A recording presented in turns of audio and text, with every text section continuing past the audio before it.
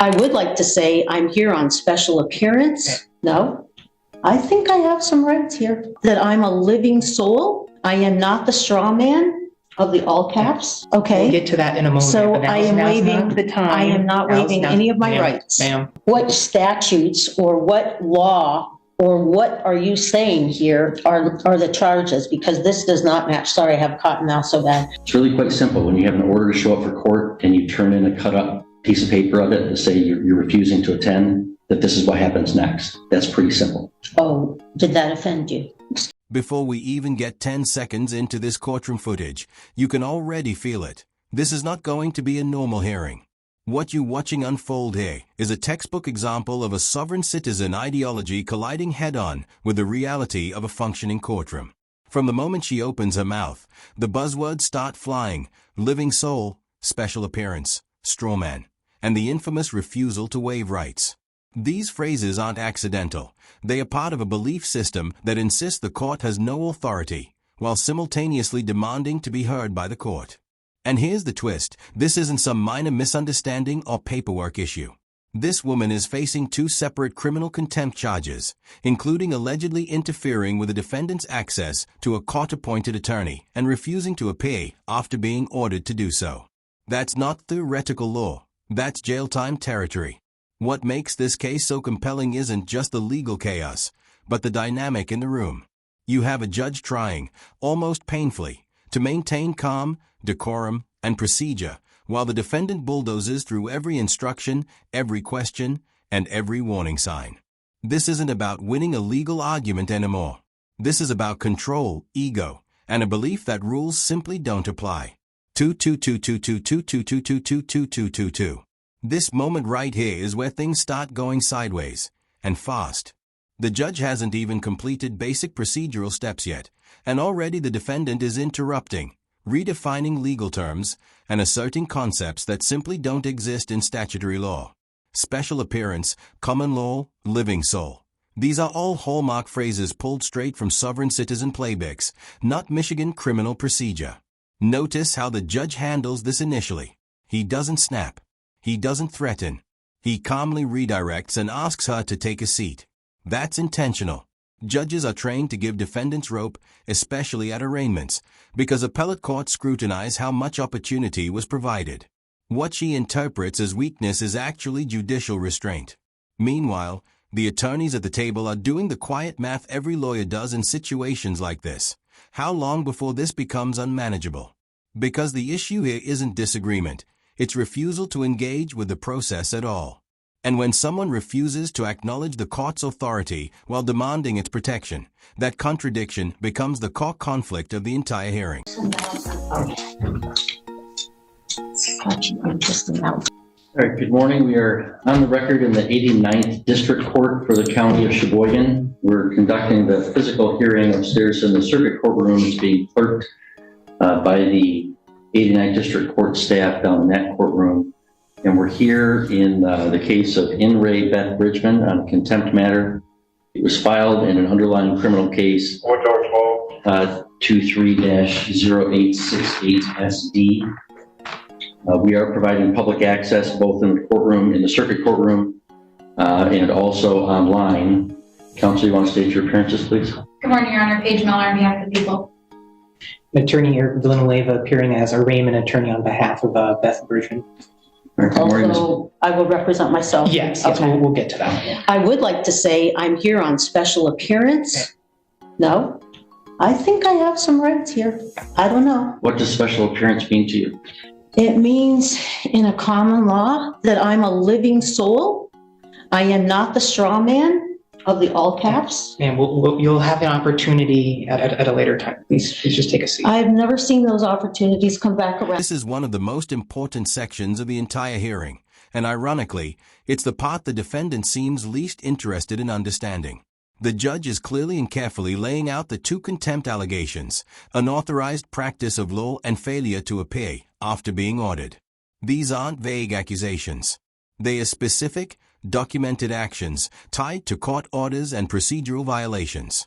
Cutting up a show cause order and submitting it back to the court isn't symbolic protest, it's evidence.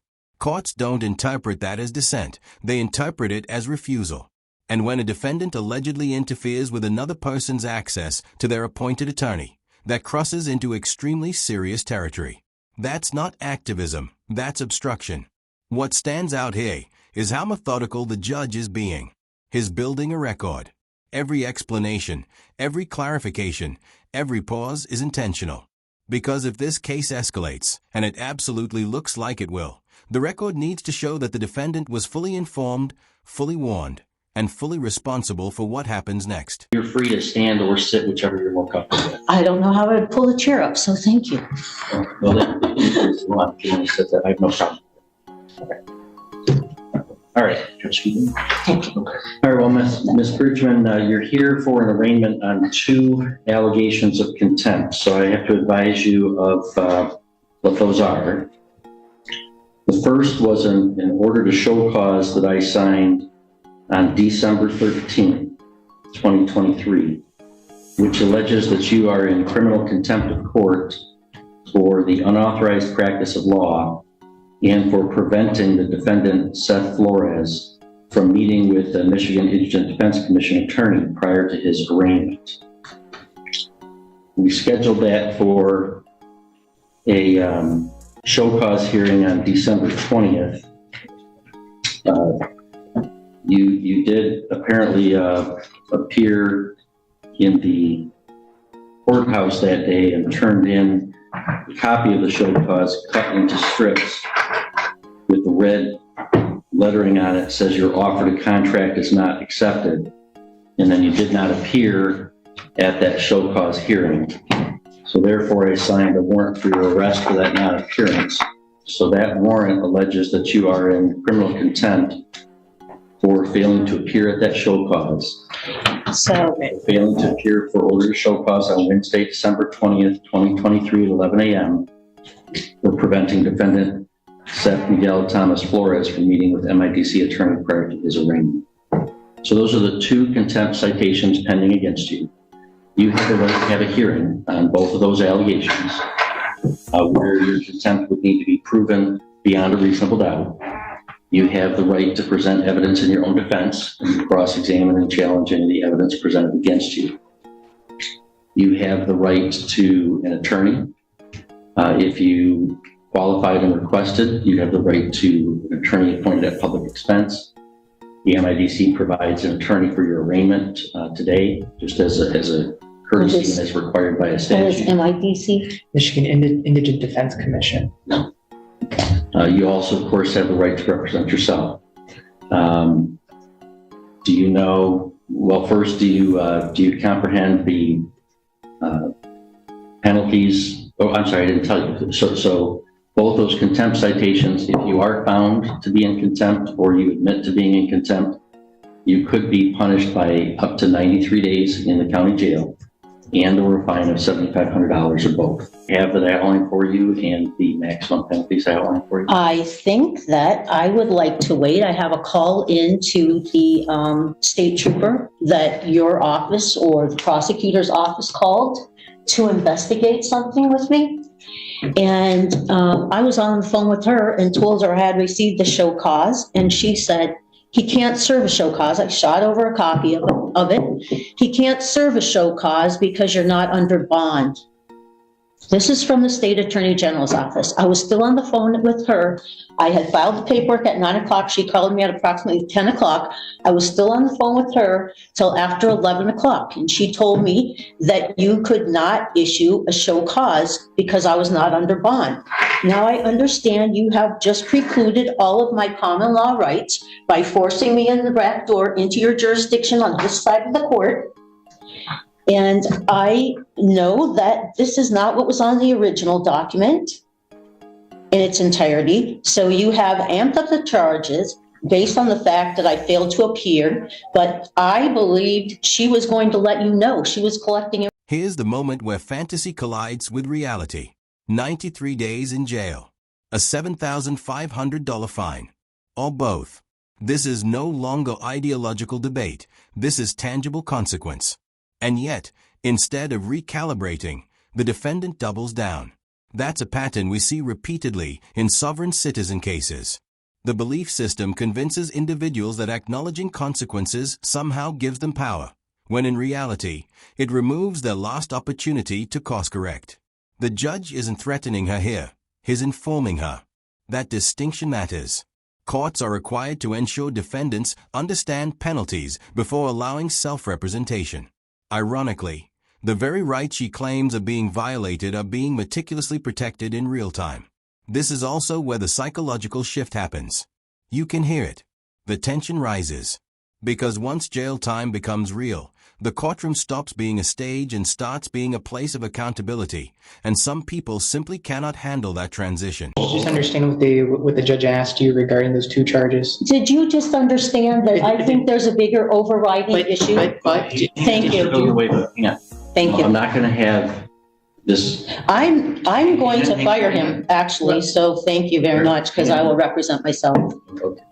So you're telling me things in defense of the contempt citations, and you'll definitely have an opportunity to present any. No, because you already, Hang on, Mr. Villanueva, please stop. I don't want to have this be an argument between Thank you you. and Ms. Bridges.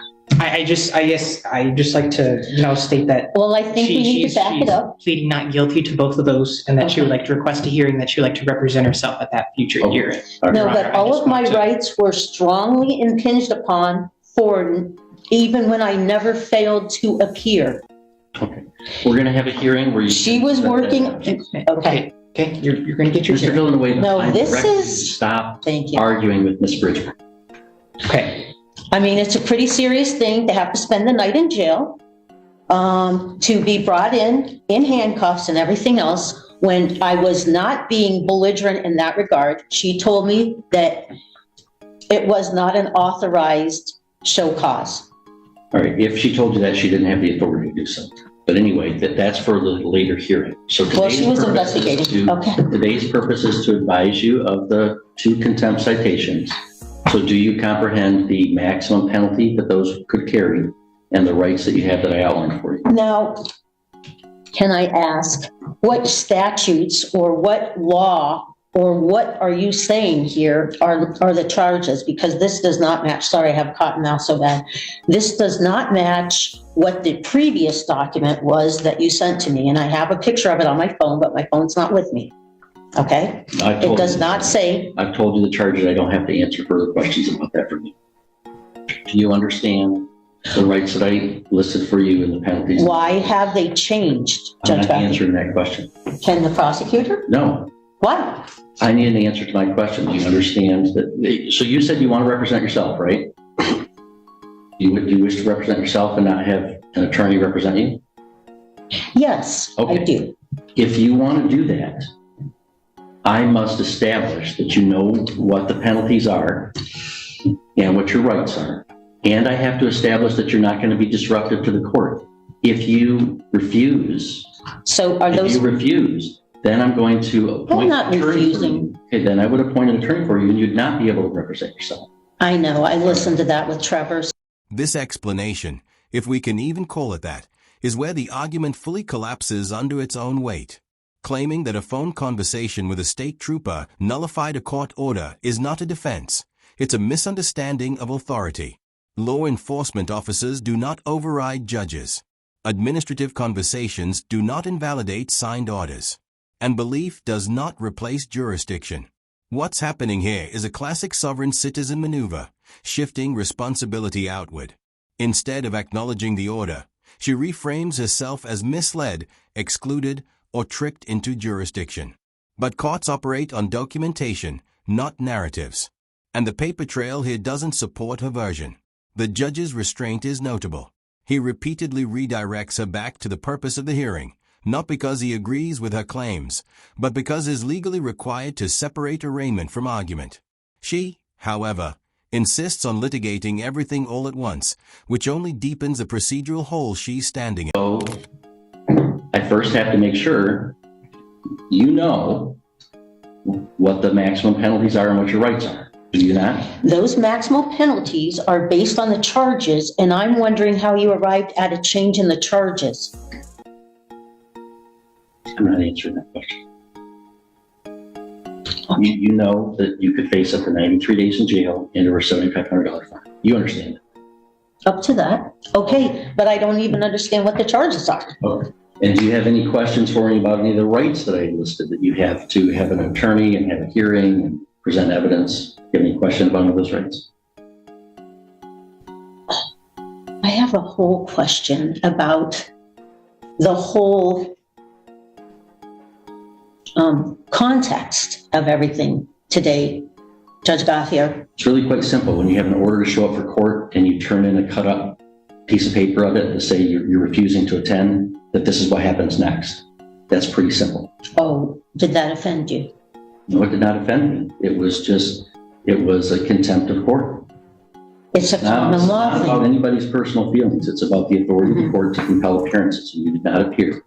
So I do believe, based upon your answers, that you do understand the maximum penalties that you face and the rights that you have.